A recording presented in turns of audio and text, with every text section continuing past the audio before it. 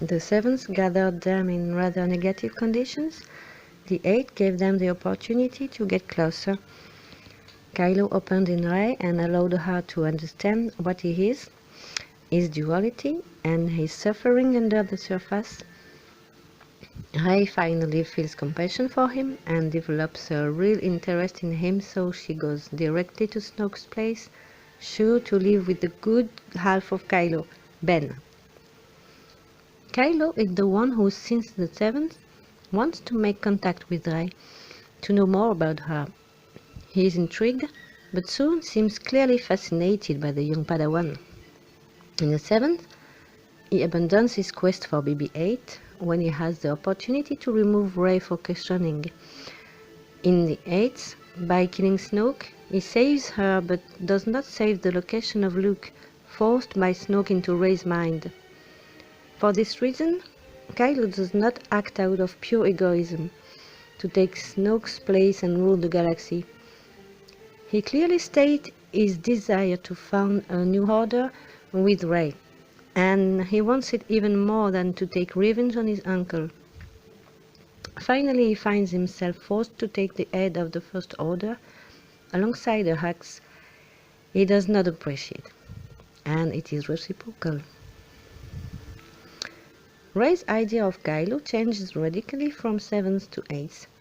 While Kylo has always shown some interest for her, at the end of the Sevens, he does not really fight her in the woods, but just parry her shots, trying to make contact with her. Rey left Kylo Ren wounded by his saber blow at the end of the clash, after he killed under the eyes of the young woman his own father, and incidentally the new partner of Rey. It's nothing but a heartless monster for her, but their minds connect through a mysterious invisible link.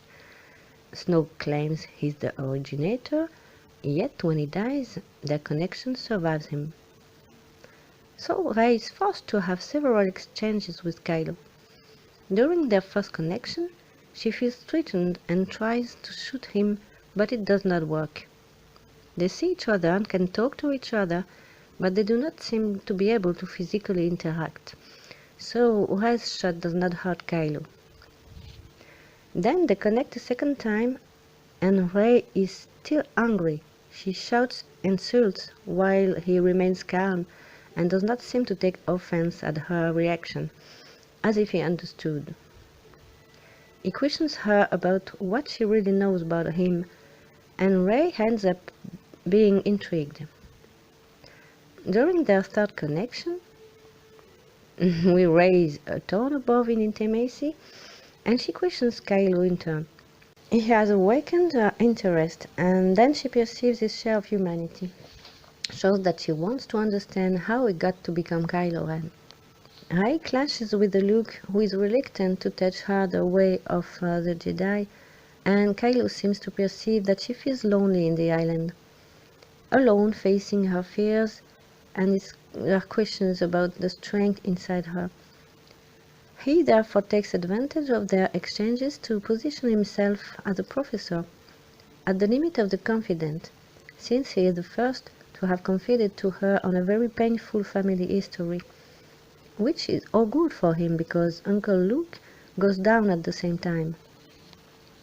Finally, Rey has no more anger towards Kylo when she confides in him while they are connected again, under the hut. They are both by the fire, and Rey has wrapped a blanket because she comes back from the dark and wet cave where she went to look for answers without finding them. She is vulnerable at this point, slaughtered and easy to corrupt for a possible predator as Kylo is supposed to be. He managed to win, if not her confidence, some consideration from Rey. But let's not forget that Rey has been fashioned since childhood by a rather raw life, surrounded by scammers and forced to pull out of the game to get by, obliged also to overcome heavy loneliness and the absence of parents, the lack of love. She is also optimistic because she always had the hope to see them again and was more determined to rally Luke to her cause, despite the resistance of him.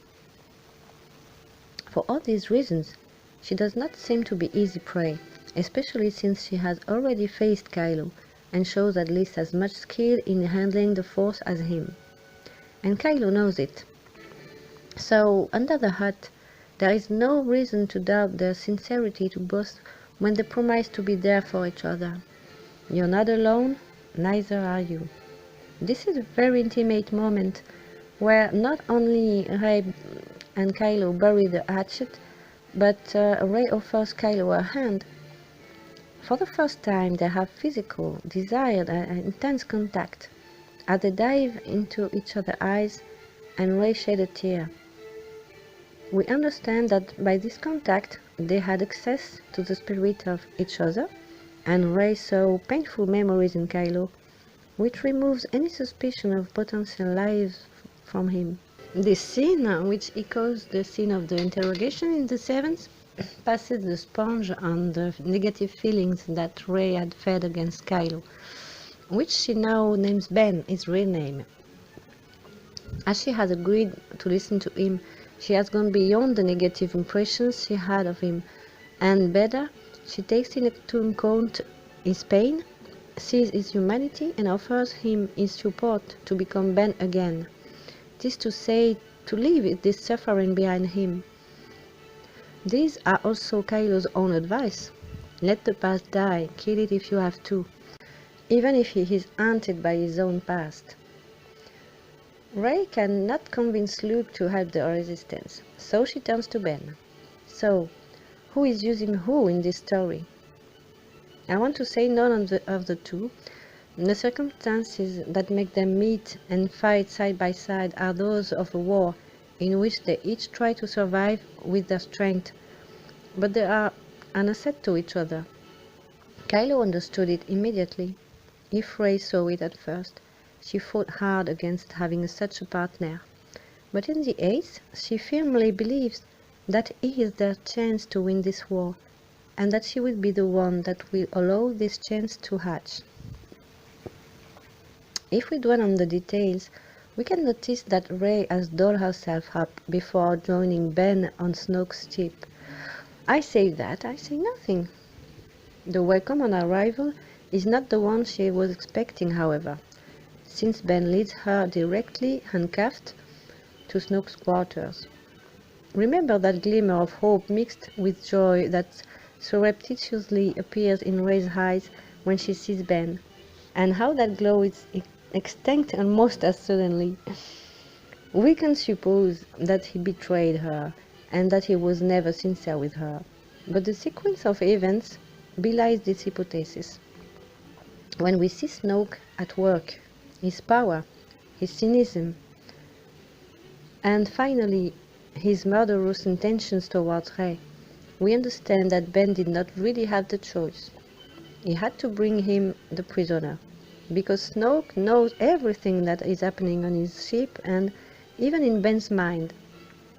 If Ben had the desire to prove his allegiance to his master, especially by killing his father, he changed his attitude dramatically during this scene in the throne room. He does not need to speak, but we can read on his face that it is only a desire to fold his cackle to this ugly face of Halloween's pumpkin.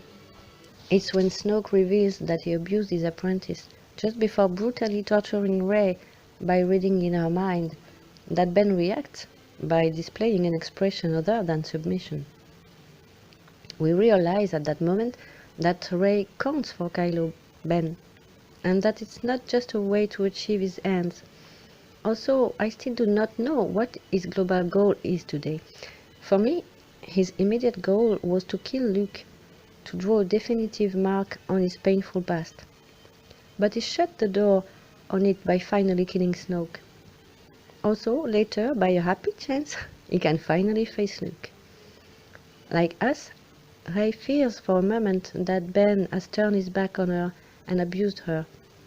Also, I find jubilant the scene where the sword cuts Snoke in half and Rey gets up and faces Ben a few seconds, looking stunned. What the fuck? Less stupefied than Snoke, however. Note that Kylo had the opportunity to kill his mother, Leia, but did not. Does he have a weakness for the pharaoh's sex? Did he realize that he had made a mistake by killing his father and refuse to reiterate? Or are his feelings for her still those of a son for his mother, quite simply? The Nines will undoubtedly enlighten us on this and on the complexity of Kylo a little more. Will Rey finally find Ben? I know that she closes the door of the Falcon on their last connection, but nothing but the existence of their link without an outside influence is rather a good sign for me. I know some people want to see a really bad Kylo, but I do not see him walking the dark way more deeply, even though we've been shown his human Ben side. The fact that he feels for his mother, and for Rey in all probability, encourages me to think that he is rather on the path of a redemption. But these are just suppositions. In fact, I never really perceived him as the villain of this trilogy. He is so tormented in his current position that I can only wish him to leave the dark to get better.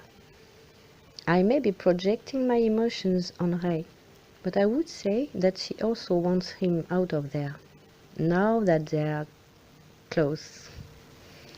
And then do not tell me that this scene where Rey remains a statue for a few seconds before closing the door is not heart-touching.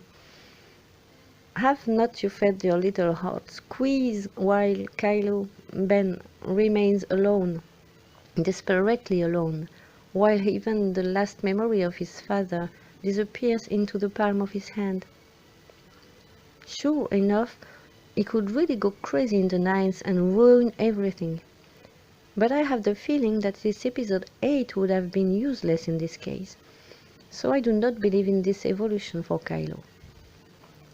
As for Rey, she's less lonely than him, but still, she's found an adoptive family at the Rebels, but her dear friend Finn has obviously found love, and will be less available in the future. Think of it.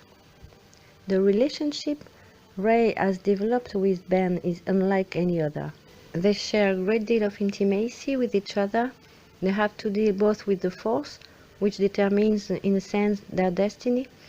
The intensity of their relationship would be difficult to compete with any other kind of relationship. Okay, if we want to go there, to the Freudian spheres, we can completely see a sexual symbol in their connection, since they enter one into the other, so to speak. True or false?